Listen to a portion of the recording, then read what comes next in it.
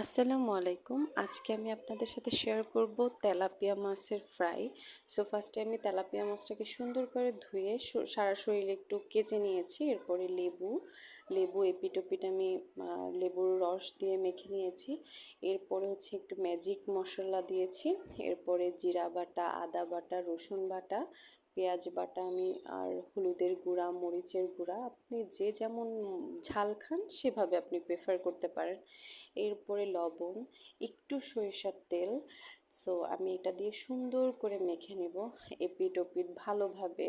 আমি যেটাতে সারা শরীরে যে কেচে নিয়েছি ওই জায়গাগুলোতে আমি সুন্দর করে মশলাগুলোকে মেখে রেখে দিব। এটা আমি ফ্রিজে 1 ঘন্টা বা 1.5 ঘন্টা রাখবো। এরপরে ফ্রিজ থেকে নামানোর পরে আমি একটা ফ্রাই প্যানে হচ্ছে তেল গরম করতে দিয়েছি। তেল গরম হয়ে গেলে এরপরে আমি মাছটা ছেড়ে দিয়েছি। মাছ তেলে দেওয়ার পরে একটু মশলা ছিল, ওইটা আমি এপিট ওপিট করে ভাজবো। আবার মশলাটা আপনি দেখতেই পাচ্ছেন, ওই পিঠ ভাজার পরে আবার মশলাটা এপিটে দিয়ে করেছি। এরপরে আমি এভাবে সুন্দরভাবে এপিট ওপিট সুন্দরভাবে ফ্রাই করে নিব। সবাইকে ধন্যবাদ, আমার পাশে থাকবেন।